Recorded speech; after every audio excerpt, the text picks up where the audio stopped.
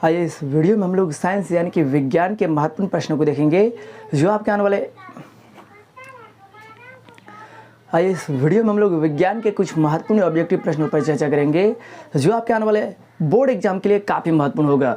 तो इसलिए आप लोग वीडियो को ध्यान से देखिएगा और इस वीडियो के अंदर में हम आपको जो भी ऑब्जेक्टिव प्रश्न याद कराने का प्रयास करेंगे, आप लोग उन सारे ऑब्जेक्टिव को एक बेहतरीन तरीक़ा से सबसे पहले कॉपी में लिख लीजिएगा, फिर इसको डेली प्रैक्टिस कीजिएगा क्योंकि इसी तरह का क्वेश्चंस आपको आपके बोर्ड एग्जाम में देखने को मिलेगा। अगर आप लोग चाहते हो कि बोर्ड एग्जाम में बेहतर से बेहतर स्कोर लाए तो हमारे चैनल के माध्यम से जो भी वीडियो यूट्यूब पर डाला जा रहा है विज्ञान के ऊपर, चाहे मैथ के ऊपर, जो भी सब्जेक्ट के ऊपर डाला जा रहा है, अगर आप लोग कंटिन्यू लगातार इस चैनल से जुड़े हुए रहते हो फिर आपको बेहतरीन से बेहतरीन स्कोर लाने में और एक अच्छा इंसान बनने से आपको कोई नहीं रोक पाएगा। तो चलिए दोस्तों, बिना समय के गवाए हुए सीधे चलते हैं प्रश्न की ओर। तो देखिए यहाँ पे पहला प्रश्न देखिए, पहला प्रश्न कहता है पीएच स्केल की परास है। परास का मतलब क्या हुआ? ये पीएच स्केल जो होता है कहाँ से कहाँ तक के पीएच मान को प्रदर्शित करता है, इसका रेंज क्या है? वैसे पीएच स्केल है क्या? अगर आप लोग इसके बारे में नहीं जानते हैं तो यूट्यूब पे आज ही सर्च कर लीजिए क्योंकि समय कम है। समय रहते बदल लीजिए, समय रहते आप खुद को परिवर्तन कर लीजिए, नहीं तो जिस दिन समय बदलेगा उस दिन आप मुंह दिखाने के लिए लायक नहीं रहिएगा। समय बदलने का मतलब क्या हुआ? अब अभी आपको कह रहे हैं पीएच स्केल देखने के लिए, अब जाकर के आप दिसंबर में देखिएगा, जनवरी में देखिएगा, तो तैयारी कब कीजिएगा, फिर रिवीजन कब कीजिएगा? समझ गए ना? तो YouTube पे आज ही सर्च कर लीजिए पीएच स्केल क्या है, जीके स्टडी सेंटर, तो आपको वीडियो मिल जाएगा। उस वीडियो के अंदर में पीएच स्केल से संबंधित जो भी क्वेश्चंस आपके बोर्ड एग्जाम में पूछा जाएगा उन सारे क्वेश्चंस पर हमने एक बेहतरीन तरीका से चर्चा कर दी है। फिलहाल अभी चलते हैं ऑब्जेक्टिव को। यहाँ पे जितने भी सारे क्वेश्चंस लिए हैं ये ऑब्जेक्टिव के रूप में है, हम आपको ऑब्जेक्टिव करा देते हैं, आप लोग सारे ऑब्जेक्टिव को एक बेहतरीन तरीका से प्रैक्टिस कीजिएगा, उसको कॉपी में लिख लीजिएगा। तो यहाँ देखिए इस प्रश्न का सही आंसर हो जाएगा पीएच स्केल की परास है, ये रेंज है, ये मान को प्रदर्शित करता है 0 से लेकर 14 तक। यहाँ पे देखिए इसका ऑप्शन नंबर क्या हो जाएगा? बी नंबर ऑप्शन सही हो जाएगा। फिर इसके बाद देखिए अगले नंबर प्रश्न की ओर चलते हैं। यहाँ देखिए शुष्क बुझे हुए चूने पर, शुष्क बुझे हुए चूने पर, शुष्क बुझे हुए चूने का मतलब क्या हुआ? कैल्शियम हाइड्रोक्साइड पर क्लोरीन की क्रिया कराते हैं तो क्या बनता है? तो ये बनता है विरंजक चूर्ण। कैल्शियम क्लोराइड नहीं बनता है, हाइड्रोक्लोरिक अम्ल नहीं बनता है, जल भी नहीं बनेगा, तो क्या बनेगा? ये विरंजक चूर्ण बनेगा। अब भाई विरंजक चूर्ण है क्या? इसके बारे में भी आपको जानकारी नहीं है तो आज ही आप लोग YouTube पे सर्च करके देख ही लीजिए ये विरंजक चूर्ण है क्या। जीके स्टडी सेंटर उस वीडियो के अंदर में हमने एक बेहतरीन तरीका से आपको ये विरंजक चूर्ण है क्या इसको एक बेहतरीन तरीका से आपको समझाने का प्रयास किए हैं। तो यदि आप लोग सच में एक्टिव है, आपका मन है कि हम अपने स्टेट के अंदर में बेहतरीन से बेहतरीन परफॉर्मेंस करें तो हमारे बताए हुए मार्ग पे चलिए, अभी से चलना स्टार्ट कर दीजिए, हम आपको डूबने नहीं देंगे। अब हम पे भरोसा तो कीजिए। देखिए यहाँ पे शुष्क बुझे हुए चूने पर क्लोरीन की क्रिया से क्या बनता है? तो ये विरंजक चूर्ण बनता है। आप लोग YouTube पे सर्च करके देख लीजिए।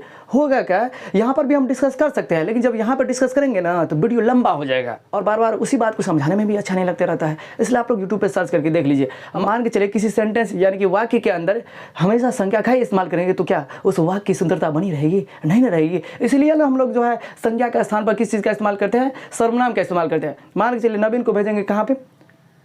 दवाई लाने के लिए, कहेंगे नवीन ने दवाई लाया, नवीन ने फिर सबको खिलाया, फिर नवीन सोया, बार बार नवीन का इस्तेमाल करेंगे तो क्या होगा? उस स्थिति में क्या वाक्य की सुंदरता बनी रहेगी? नहीं ना बनी रहेगी। बार बार रिपीटिंग करने से वाक्य की सुंदरता, बार बार उसी शब्द को डालने से वाक्य की सुंदरता खत्म हो जाती है, बार बार उसी चीज़ को बताने में अच्छा नहीं लगता रहता है। इसलिए आप लोग यूट्यूब पे सर्च करके देख लीजिएगा। इसके बाद देखिए टूटी हुई हड्डियों को जोड़ने के लिए किस पदार्थ का उपयोग किया जाता है? इसके बारे में भी हमने एक बेहतरीन तरीके से समझा दिया है। किसके बारे में?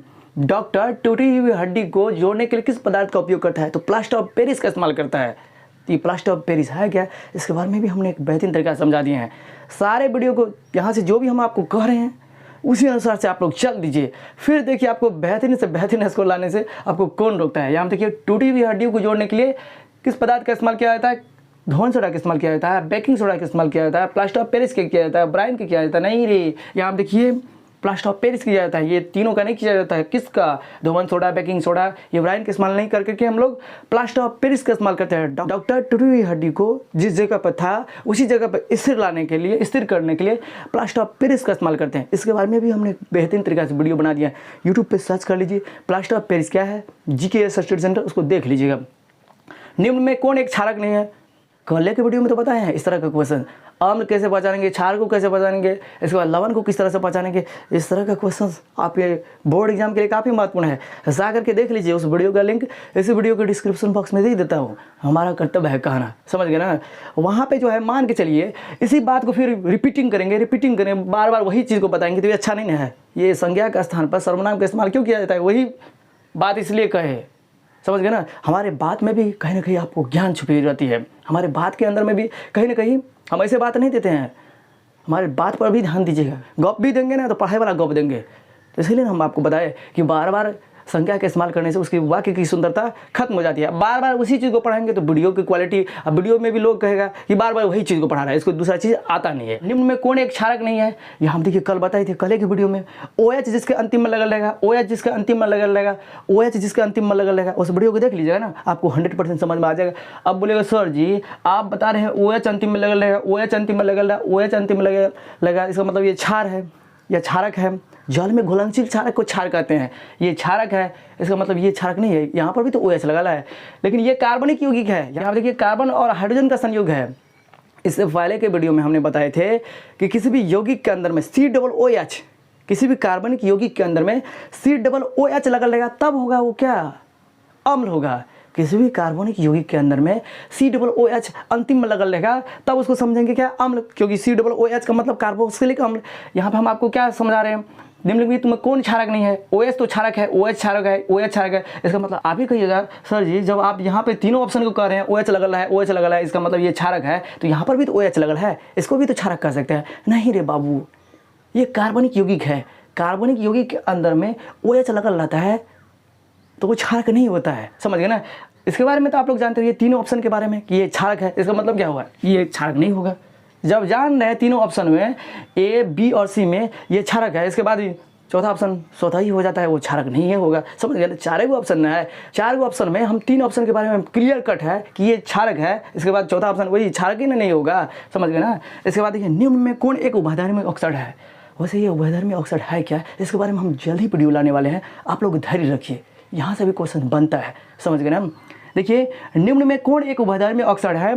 उभयधर्मी ऑक्साइड का मतलब क्या होता है, वैसे धातु का ऑक्साइड, कुछ ऐसे धातु का ऑक्साइड होते हैं जिन्हें आप चाहे अम्ल में मिलाइए चाहे आप क्षार में मिलाइए, दोनों से अभिक्रिया करके, दोनों से रिएक्शन करके आपको लवण एवं जल ही दे, तो उस तरह के धातु का ऑक्साइड को हम लोग कहते हैं उभयधर्मी ऑक्साइड। तो इस तरह का ऑक्साइड कितने हैं, तो तीन है।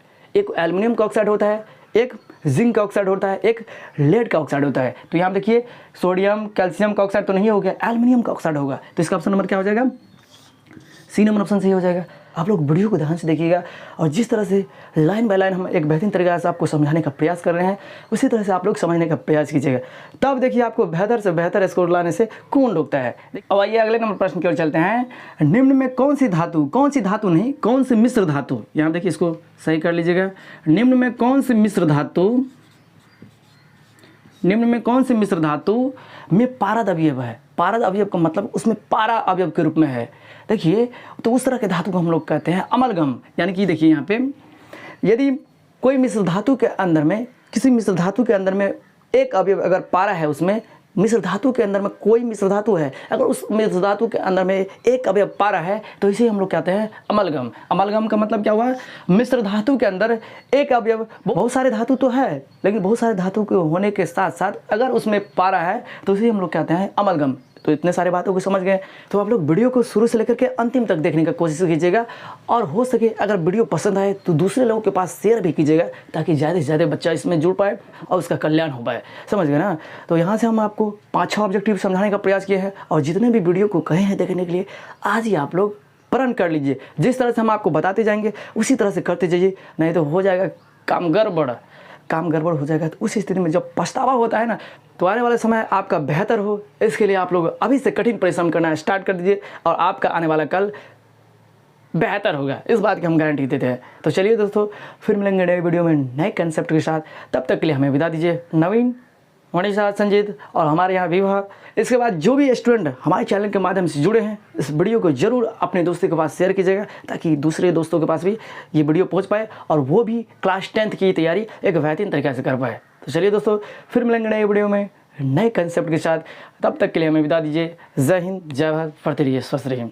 हिजा के फूल से आती कोई बहार नहीं, मेरे नसीब में दोस्त तेरा प्यार नहीं, मेरे नसीब में दोस्त तेरा प्यार नहीं, मेरे नसीब में दोस्त तेरा प्यार